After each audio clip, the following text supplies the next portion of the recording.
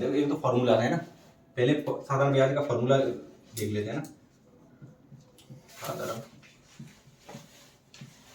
ब्याज, तो साधारण ब्याज के फॉर्मूला क्या होता है, मूलधन, ठीक है, इनटू दर इनटू समय बटे 100, ठीक है। एक तो ये फॉर्मूला होगा। अगर इसी फॉर्मूला से हमें अगर मतलब दर ज्ञात करनी हो, तो दर ज्ञात करने के लिए अपन क्या करेंगे, अपोजिट कर दो, यहां आ जाएगा ब्याज इनटू 100, ठीक है, मूलधन इनटू समय, ठीक है। ये दो फॉर्मूले हैं, ठीक है। अब एक कोई क्वेश्चन ले लेते हैं अपन, ठीक है। जैसा अपन क्वेश्चन लिया था ना अपन, जैसे अगर मूलधन हमें पता हो, मूलधन दे रखा हो, मान लो 1000 मान लो, ठीक है, 1000 मूलधन मान लिया, दर दे रखी है 8%, ठीक है, समय दे रखा है 5 वर्ष, और हमसे ये बोला जाए कि मतलब साधारण ब्याज निकालो इसकी, तो साधारण ब्याज के लिए फॉर्मूले में रखेंगे अपन। तो फॉर्मूले में कैसे रखेंगे, पहले मूलधन देख लो, मूलधन फॉर्मूला ये होगा, मूलधन इनटू दर इनटू समय बटे 100। मूलधन कितना हो जाएगा 1000, ठीक है, दर कितनी हो जाएगी 8%, समय कितना हो जाएगा 5 साल, 100 फॉर्मूले के हिसाब से। 2 जीरो से अपन 2 जीरो काट देंगे, 8 पंजे 10 रह गया यहाँ पे, 8 पंजे 40, 40 दाढ़े 400, तो ब्याज कितनी आ जाएगी 400, ठीक है। ये तो साधारण ब्याज ऐसे निकल जाएगी। अब दूसरे तरीके से अपन जैसे निकालेंगे, जो व्यवहारिक तरीका वो सबसे बेहतर मुझे वही लगता है। अगर जैसे मान लो हमें दर पता है, अगर अपन को दर पता है 8%, ठीक है, कुछ नहीं करना, बस ये दर पता है तो दर पे पूरा क्वेश्चन निकल जाएगा। दर को 8% को मैंने बोला था, परसेंट को तोड़ दो, 8/100 हो जाएगा, है भाई। ये बेस वैल्यू है, इसको अपन मान लेंगे मूलधन, बेस वैल्यू मूलधन मान लो। यानी अगर 100 रुपए मूलधन है, मूलधन कितना है 100 रुपए, तो उसमें एक साल में कितना ब्याज मिलता होगा 8 रुपए। तो अपन को क्या है, जो साधारण ब्याज होती है उसमें हर साल जो ब्याज होती है वो समान रूप से बढ़ती है। अगर एक साल में 8 रुपए मिले, दूसरे साल में 16 मिलेंगे, 30 साल में भी 8 मिलेंगे, मतलब हर साल पहली साल में 8, दूसरी साल में 8, 8, 8, मतलब एक समान तरीका से ब्याज बढ़ेगी, ठीक है। तो यहाँ अगर मूलधन 100 रुपए है, तो एक साल में कितना ब्याज मिल रहा है 8। ब्याज कितने साल में चाहिए हमें 5 साल, तो यहाँ 5 साल के लिए ब्याज कितना रुपए मिलेगा 40 रुपए। मैंने बताया था मूलधन से कोई फर्क नहीं पड़ता, जो ब्याज होगा वो अगर एक साल में 8 रुपए मिल रहा है तो दूसरी साल में भी 8 मिलेगा साधारण ब्याज में, तीसरी साल में भी 8 मिलेगा। कहने का मतलब साधारण ब्याज में जो ब्याज बढ़ने का वो प्रोसेस होता है वो समान रूप से बढ़ती है। एक साल में 8, दूसरी साल में भी 8, तीसरी साल में भी 8, चौथी साल में भी 8 और 5वीं साल में 8। तो यहाँ एक साल में 8 था तो 5 से गुणा कर देंगे, 5 साल का ब्याज कितना आएगा 40 रुपए। लेकिन कितने मूलधन पे आया है 100 पे। अब मूलधन हमारे पास कितना है 1000, तो 1000 100 से क्या गुना ज्यादा है 10 गुना। भाई 1000 100 से कितना ज्यादा है 10 गुना। अब तो ब्याज को भी 10 गुना कर दो, समझ रहे हो। तो ब्याज कितनी आ जाएगी टोटल 400 रुपए। तो ये ऐसे कैलकुलेशन करने की जरूरत नहीं है, सीधी सी बात है ना। एक तो ये है, ऐसा कोई भी जैसे कोई भी क्वेश्चन हो, है ना, अपन जैसे और क्वेश्चन लेते हैं।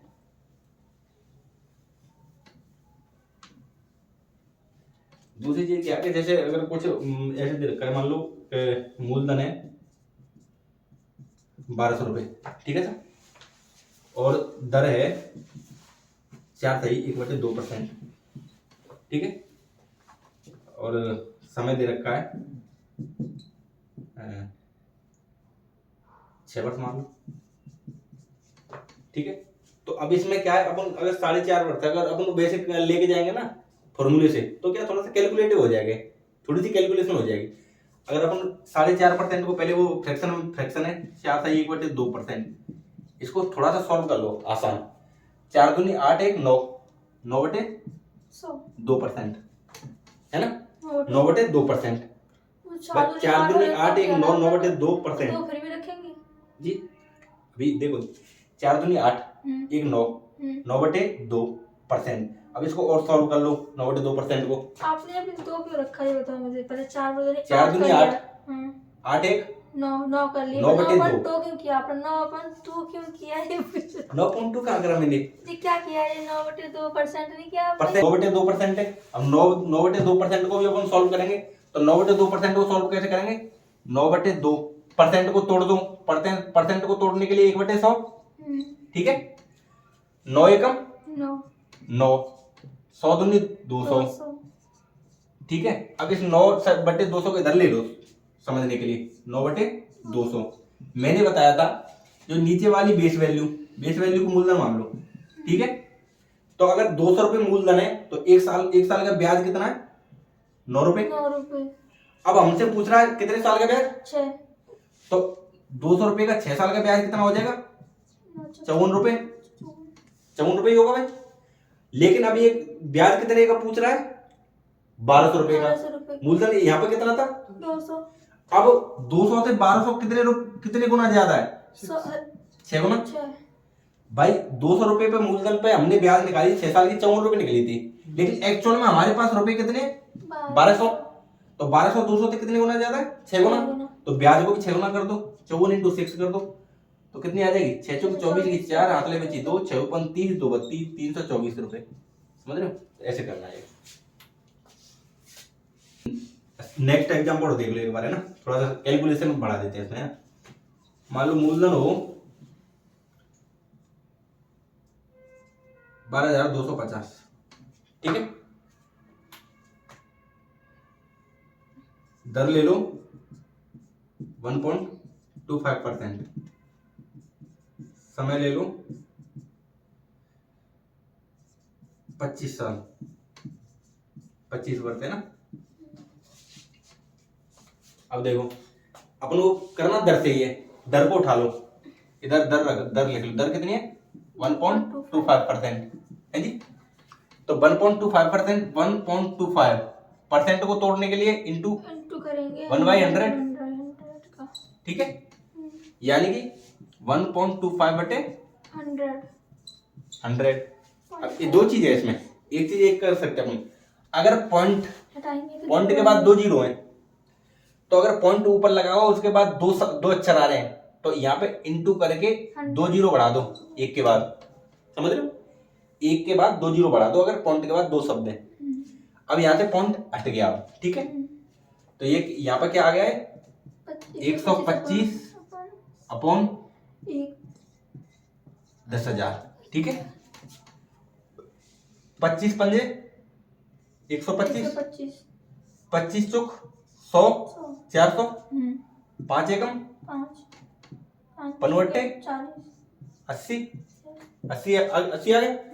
तो यहाँ यानी 1/80। कहने का मतलब क्या है? 80 ये क्या हो गया? मूलधन। यानी अगर 80 रुपए मूलधन होगा तो ब्याज कितनी होगी? 1 रुपए 1 साल की। हमें ब्याज कितने साल की चाहिए? 25 साल की। तो 80 रुपए पे मूलधन पे ब्याज 25 साल की कितनी हो जाएगी? 25 रुपए, ठीक है। लेकिन अपन को ब्याज कितने मूलधन पे चाहिए? 12,250। 12,250। अब 80 से 12,250 कितने गुना ज्यादा है? तो एक काम करो, जो 12,250 में कहीं अलग से लिख के 80 का भाग दे दो, गुना पता चल जाएगा। 0 से 0, ठीक है। 0 से 0, 8 से काट दो, 8 एकम 8, ठीक है। 4 बचा 42, 8 पंजे 40, 2 बचा 25, 8 3 24, पॉइंट 1 बचा। एक पॉइंट में लिखना चाहो लिख दो, नहीं कोई दिक्कत नहीं, पॉइंट में ऑप्शन के हिसाब से पता चल जाएगा। यानी 153 गुना, ठीक है। पॉइंट में जरूरी नहीं है कि कभी कभी क्या होता है जो उसमें अप्रोक्सीमेटली पूछ लेता है, लगभग में। तो पॉइंट का मतलब ये अगर थोड़ा बहुत आगे पीछे होगा तो वो आंसर पॉइंट में नहीं देगा वो, समझ रहे हो। तो 153 गुना आ गया।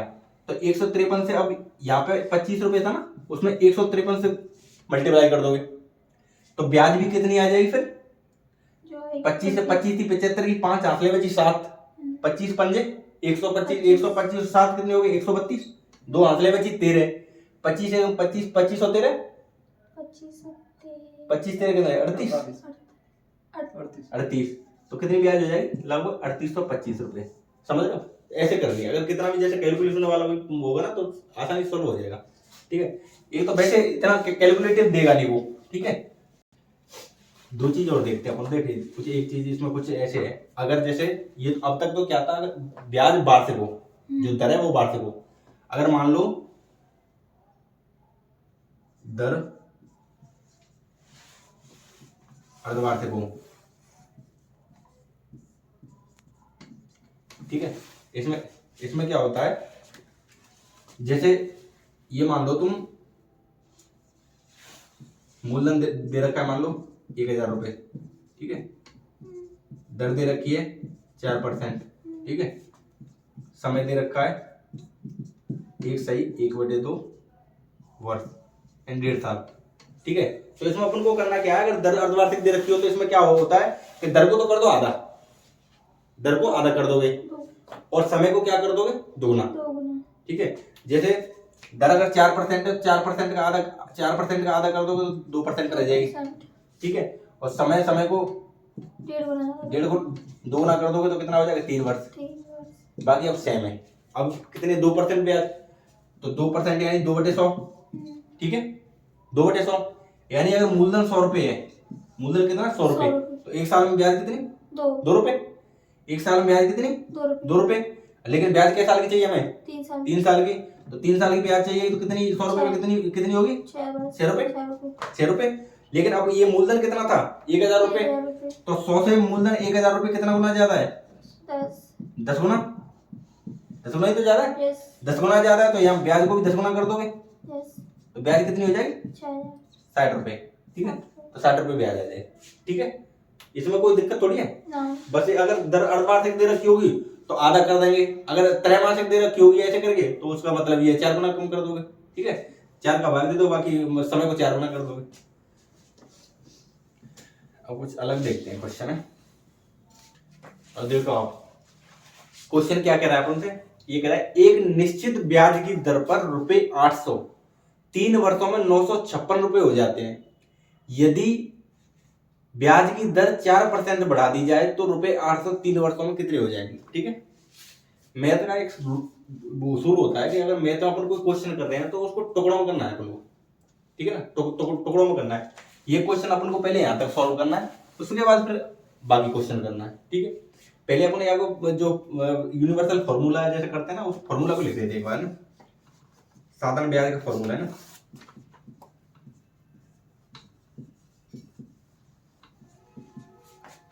मूलधन इंटू दर इंटू समय बटे 100, ठीक है। अगर अब हमें मतलब दर ज्ञात करनी हो तो दर के लिए फॉर्मूला इसी को क्या करोगे, दर ज्ञात करनी है तो यहाँ पे क्या है, इसका अगर एक नीचे लेके वज्र गुणा करोगे तो क्या होगा, अगर बराबर में लगा हुआ है निशान तो अपन को क्या है, अगर यहाँ से वज्र गुणा करेंगे, बराबर होता है तो वज्र गुणा करेंगे ऐसे करेंगे, ठीक है। तो क्या करेंगे, दर निकाल लियो, तो जो वज्र गुणा करने पर ब्याज इंटू 100 हो जाएगा, क्योंकि नीचे की संख्या हो जाएगा और इधर वाली संख्या में गुणा हो जाएगा, तो ब्याज इंटू 100, ठीक है। बचा क्या यहाँ पे, मूलधन इंटू समय, मूलधन इंटू समय, ठीक है, दो चीज। अब एक चीज हमें ऊपर वाले क्वेश्चन में क्या चाहिए ज्ञात करने के लिए, ये कह रहा है एक निश्चित ब्याज की दर पर, मतलब दर निश्चित नहीं है, तो हमारे पास क्या नहीं है, एक तो दर नहीं पता हमें, ठीक है। एक चाहिए मूलधन, मूलधन देखो मूलधन कितना है, एक निश्चित ब्याज की दर पर ₹800 मिल गया, मूलधन है 800 रुपए। अब चाहिए हमें समय,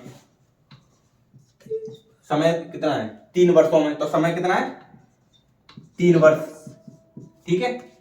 फिर 3 वर्षों में 956 रुपए हो जाते हैं, तो जो 956 रुपए हो जाते हैं तो उस वो क्या चीज है, मिश्र धन,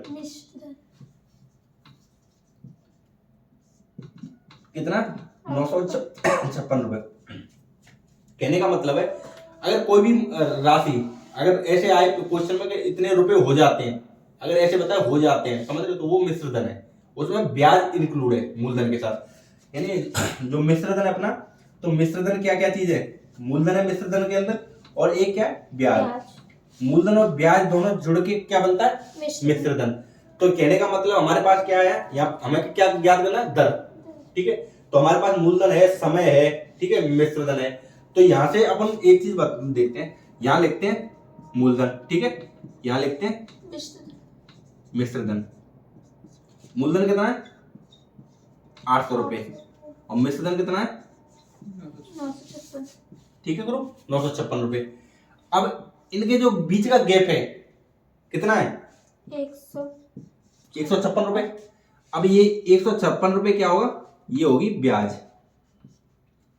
मैंने बताया था अभी जो मिश्रधन होता है, मिश्रधन में क्या क्या चीज होती है, मूलधन प्लस ब्याज, ठीक है। मूलधन 800 रुपये है, मिश्रधन 956 है, और इस 956 में क्या है, मूलधन भी है और ब्याज भी है। मूलधन हमें पता है 800 रुपये है, तो जो बाकी 156 रुपये वो क्या होगी, ब्याज। तो 156 रुपये क्या निकले, ब्याज। अब हमें दर दर दर निकालनी है, तो दर में इस फॉर्मूले में रख दो।